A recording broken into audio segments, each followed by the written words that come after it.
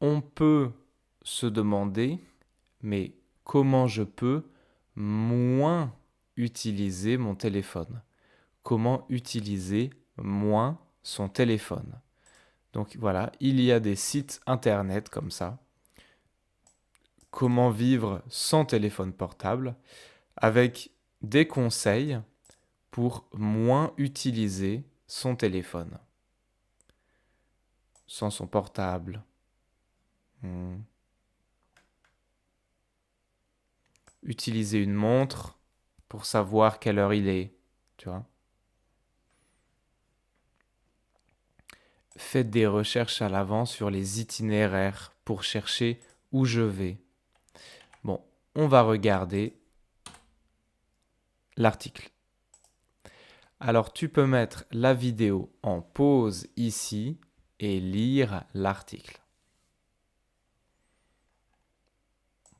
C'est bon?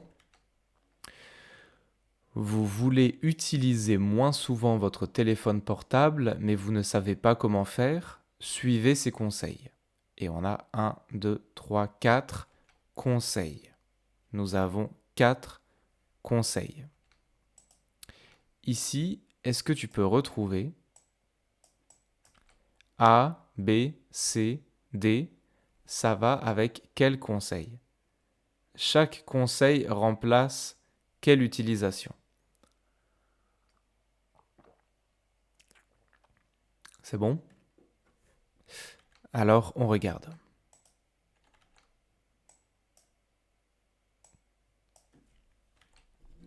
1. Faites des recherches à l'avance sur les itinéraires. Si vous devez aller dans un endroit où vous n'êtes jamais allé, utilisez un ordinateur pour trouver l'itinéraire à l'avance. Si vous vous perdez, vous pourrez demander votre chemin à quelqu'un. 2. Faites d'autres activités. Utilisez le temps que vous passez normalement sur votre smartphone pour faire d'autres activités. Par exemple, si vous avez l'habitude de jouer à des jeux sur votre portable ou d'envoyer des SMS pendant la pause déjeuner, vous pouvez lire ou écouter des podcasts. 3. Essayez de laisser votre portable à la maison quand vous sortez. Si vous devez aller au supermarché, laissez votre smartphone à la maison. Si vous êtes habitué à sortir sans portable quand vous faites des petites courses, essayez de le laisser à la maison pendant toute une journée. 4. Informez vos contacts de votre nouveau moyen de communication. Vos proches ne seront donc pas énervés quand vous ne décrocherez pas votre téléphone. Donnez des informations sur la meilleure façon de vous contacter, par téléphone fixe ou par courriel. Très bien. Donc, tu vois que dans le point numéro 1, on parle des itinéraires. Rechercher à l'avance son itinéraire. Si je vais dans un endroit où je ne suis jamais allé, avant, je peux regarder comment y aller. Et après, je n'ai pas besoin de mon téléphone. Si j'ai l'habitude de jouer à des jeux, c'est des jeux vidéo sur mon téléphone, alors je peux lire ou écouter des podcasts. Si je vais au supermarché, donc c'est pour payer avec mon téléphone. Mais je peux prendre plutôt ma carte bleue pour payer au supermarché ou de l'argent liquide. Informez vos contacts de votre nouveau moyen de communication. Ça veut dire que je vais moins utiliser mon téléphone. Je peux donc envoyer un message à mes amis pour leur dire, voilà, maintenant, je vais moins répondre au téléphone, etc.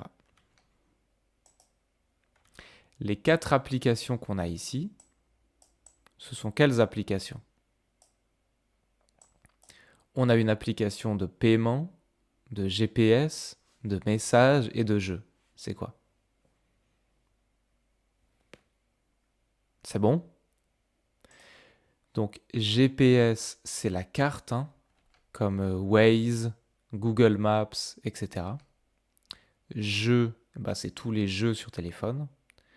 Messages comme WhatsApp, Telegram, Messenger, Line, WeChat, etc., etc. Paiement, comme Apple Pay, Google Pay, etc. Ouais.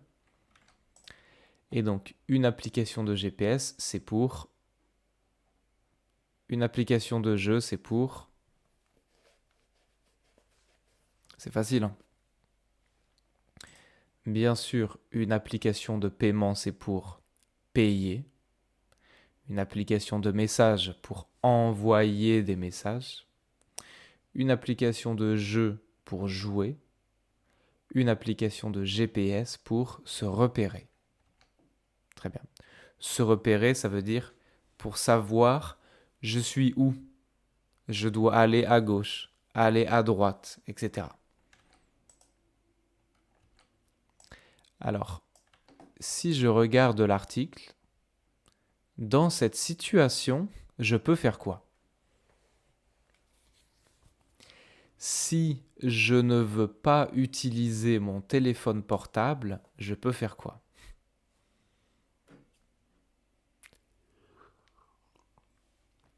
C'est bon? Eh bien, regarde. Si vous vous perdez, vous pourrez demander votre chemin à quelqu'un. Donc, si je suis perdu, si je ne sais pas où je suis, je ne sais pas où je dois aller, je peux demander mon chemin à quelqu'un. Ça veut dire, bonjour monsieur, excusez-moi, je vais dans le centre-ville, mais je suis perdu. Est-ce que vous savez, est-ce que c'est à gauche, à droite, tout droit, etc.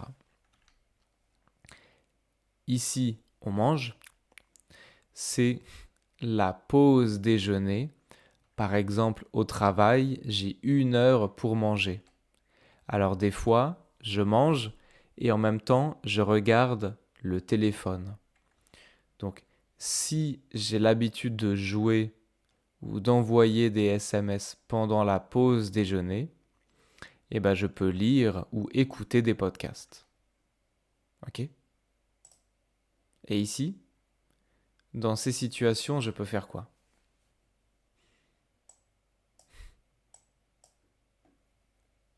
C'est bon? Donc, au supermarché, hein, si je dois aller au supermarché, je peux laisser mon smartphone à la maison. Et ici, ça, ce sont mes proches. Donc, proche, ça veut dire ma famille et mes amis. Ce sont mes proches. Mes proches, c'est ma famille et mes amis. Ce sont les gens qui sont proches de moi. Donc, informer mes contacts.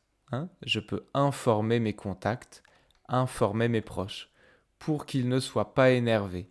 Ça veut dire donner l'information à mes proches. Je vais dire à mes proches, excuse-moi, mais maintenant, je vais utiliser mon téléphone moins souvent, alors je ne vais peut-être pas répondre au téléphone. Ok?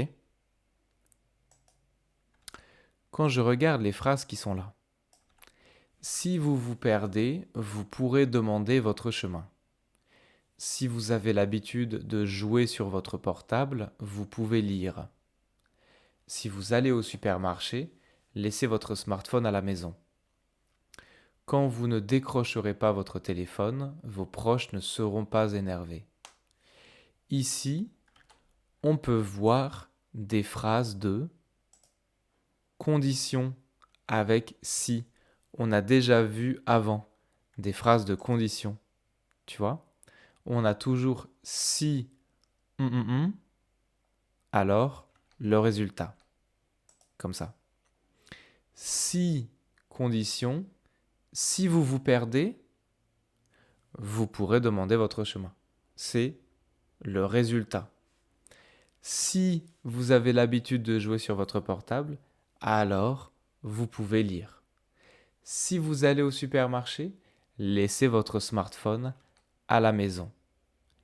Et avant, on avait vu 2 méthode pour faire des phrases avec si. Est-ce que tu peux remplir ici? Si au présent, donc si vous avez l'habitude, si vous allez au supermarché, si vous vous perdez. Et ça, c'est quel temps? C'est quelle conjugaison? Vous pouvez lire, laissez votre smartphone, vous pourrez demander votre chemin. C'est bon? Donc on peut faire des phrases avec si présent, présent, si présent, impératif, si présent, futur.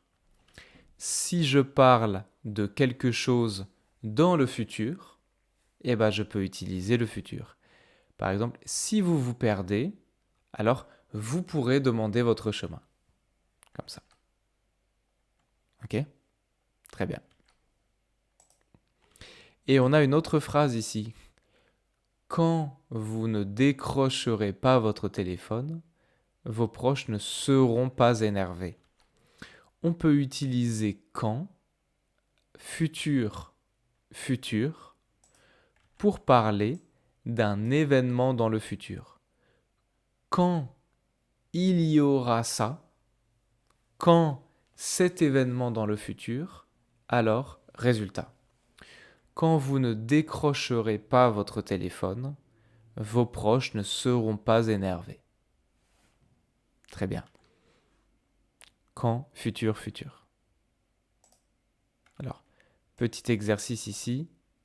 Est-ce que tu peux relier les phrases pour faire des phrases logiques?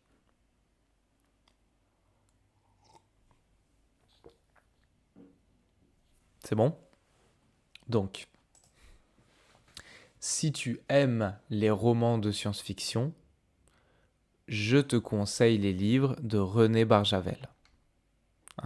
Les romans, les livres. Quand tu seras disponible, on s'appellera en visio. Quand je serai grand, je serai ingénieur. Si tu voyages en Thaïlande, n'oublie pas ton passeport, c'est l'impératif. Si l'ordinateur tombe en panne, appelle le réparateur, c'est l'impératif. Et maintenant, est-ce que tu peux retrouver quelle phrase va avec quelle image? C'est bon? Donc, les romans, les livres de science-fiction, bien sûr, c'est ça. S'appeler en visio, bien sûr, c'est ça. Je serai ingénieur, c'est ça. Si tu voyages, n'oublie pas ton passeport, c'est ça. Et si l'ordinateur tombe en panne, appelle le réparateur. Dans le cours A1, on avait vu l'expression être en panne pour l'ascenseur. Si l'ascenseur est en panne, je prends les escaliers, comme ça. Très bien.